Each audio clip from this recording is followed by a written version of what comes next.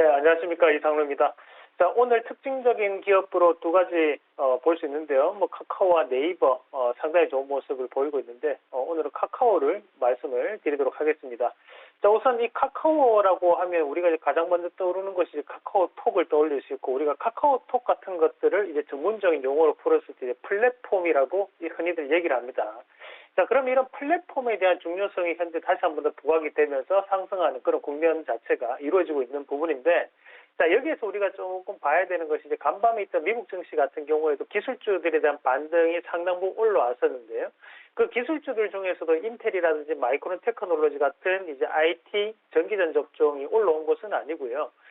마이크로소프트 또는 페이스북, 그리고 아마존, 그리고 알파벳, 바로 구글이죠. 이런 업체들에 대한 상승이 두드러지게 나타났습니다. 자, 앞서 이제 미국의 기업들의 공통점은 바로 이 플랫폼을 공유하는 기업이라는 거고, 마찬가지로 이제 국내 증시에서는 이런 플랫폼 공유 기업들이 바로 카카오와 네이버를 들 수 있는 부분이 되겠죠. 우리가 이런 플랫폼 자체가 상당 부분 부각이 되는 것이 최근에 이제 잔여 백신 관련해서도 어떻게 보면 이제 의료에 대한 K-인프라 구축, K-의료에 대한 부분 자체가 이제 확장성을 가질 수 있었던 것은 바로 이런 플랫폼이 상당 부분 잘 관철되고 있기 때문에 그것이 가능했다라고 봐야 되는데, 카카오톡이라든지 또는 네이버를 통해 가지고 우리가 잔여 백신에 대한 알림을 받을 수 있는 것은 바로 이런 데이터베이스가 상당 부분 잘 구축되어 있고, 플랫폼이 어느 에서나 상당히 호환성이 높게 나타나고 있다라는 부분이 지금 현재 시장에서는 강점으로 나타나고 있습니다.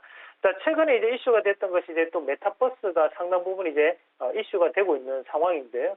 그런 메타버스에 대한 부분 자체를 공유를 하기 위해서도 우리가 이런 데이터베이스에 대한 부분 상당 부분 필요로 하고, 그에 따라서 또 메타버스 관련주로 또 네이버, 카카오를 예를 들 수 있는 것이죠. 그만큼 이런 플랫폼에 대한 부각이 상당 부분 되고 있기 때문에 카카오가 현재 PR 밴드로 따진다면 약 220배 정도 나오는 자리거든요.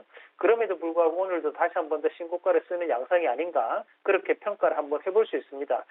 대신에 이제 네이버보다 이제 카카오가 좀 더 인정받는 부분, 장래성이 좀 더 나타나고 있는 부분은 바로 이 생활 편의 플랫폼이 좀 더 강세를 보이고 있다는 거거든요.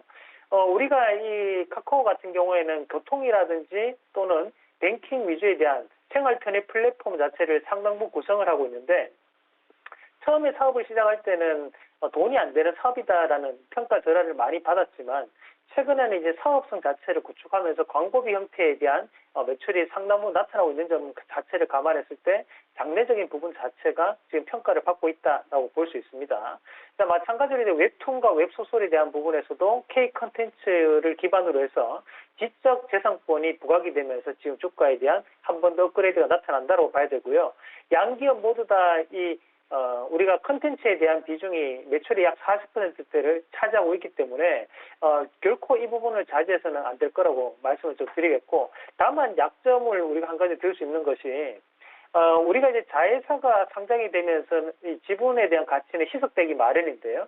SK케미칼이 SK바이오사이언스가 상장이 되면서 희석되면서 주가는 한번 크게 하락하는 모습이 나타났습니다. LG화학도 현재 마찬가지에 대한 흐름이라고 봐야 되는데, 자, 7월 달에 카카오 뱅킹이 뱅크가 지금 현재 상장을 준비하고 있는 상황이고, 8월 달 같은 경우에도 카카오페이가 또 상장을 앞두고 있는 상황이거든요.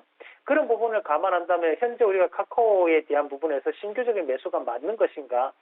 저는 그것은 아니라고 판단합니다.